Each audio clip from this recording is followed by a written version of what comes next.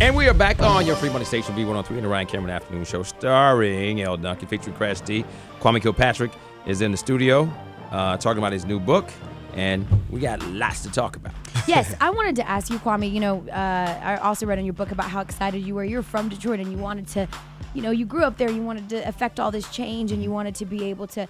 Do you feel like, looking back on it, you went into it with rose-colored intentions? Were you prepared for the amount of backlash? Were you prepared for people, you know, not necessarily being on page with everything that you said? I was not. You know, I don't believe anybody would ever take the job of mayor of Detroit.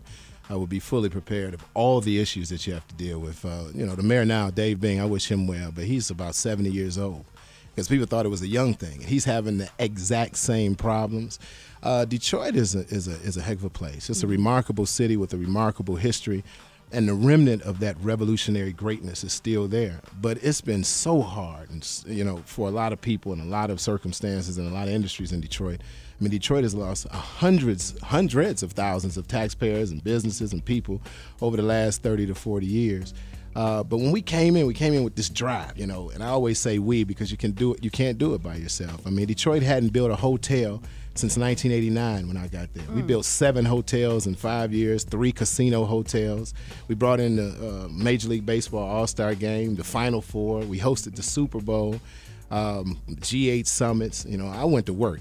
We built a riverfront in Detroit that they've been talking about building for 30 years, my whole life. And we built it in 5 years, a river walk that stretches from one bridge, the Ambassador Bridge, which connects Detroit to Canada, all the way to Belle Isle, which is our island park in the city of Detroit. I mean, we created unbelievable energy, but still the horrible economy. We're tied to the manufacturing industry. So when America catches a cold, Detroit catches pneumonia. Right. And most people don't understand when that major downturn happened, the people feel the crunch in Detroit the most.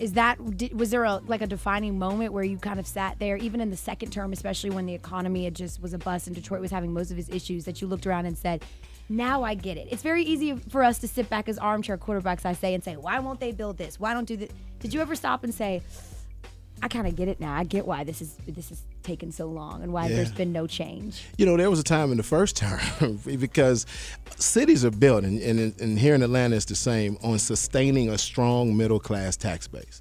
You can have wealthy people, you can have poor people, but you have to have a broad-based middle-class tax base to move a city forward. When you don't have that, you're doomed to fail.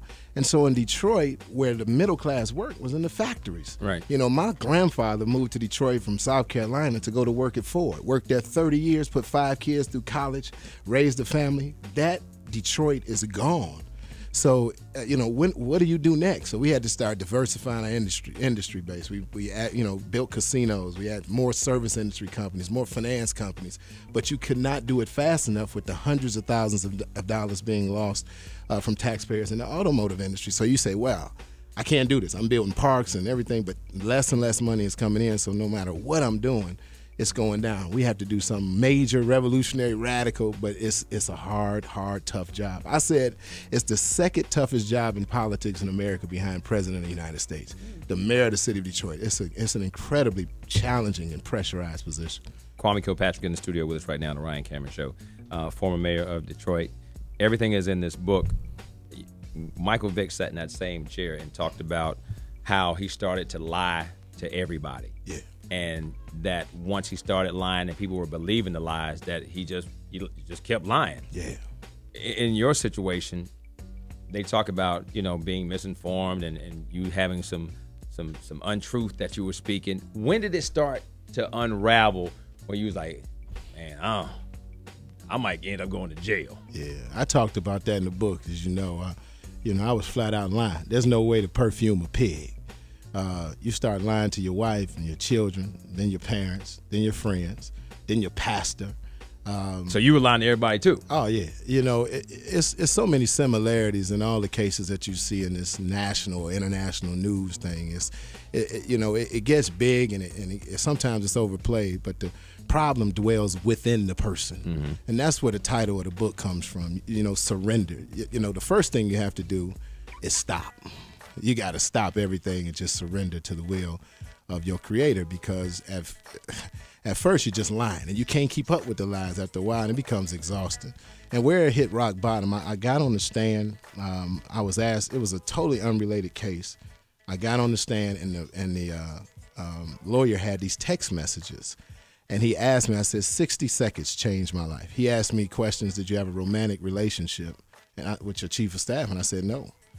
And he asked me 2 more questions, and I said, no. And obviously, that was not true, that we know now. And when I left out of that room, as I talk about in the book, I said, oh, this is it. It's something's about to happen. Now, I never knew that it would get this big. Nobody had ever been convicted of what I was convicted for in the history of America, out of a civil matter into the criminal realm. But I did. And when I was sitting in a jail cell, because I was the mayor of the city of Detroit, so much came after that, I was not put into a regular prison situation. I was put in solitary confinement. So when you sitting on that cement floor, you sitting in a bed and you could touch all 4 walls, when they bringing you your meals through that slot in the door, when you handcuffed and taken to the shower, you at the bottom. You at rock bottom. And then when you at rock bottom, that darkness, that cramped space becomes a womb where you have to birth something else. And that book was birthed out of those circumstances. And it's when I surrendered. Stop lying, stop fussing, stop fighting, stop being so angry. Chill. Relax. I got you, is what God told me, and start moving forward with the rest of your life.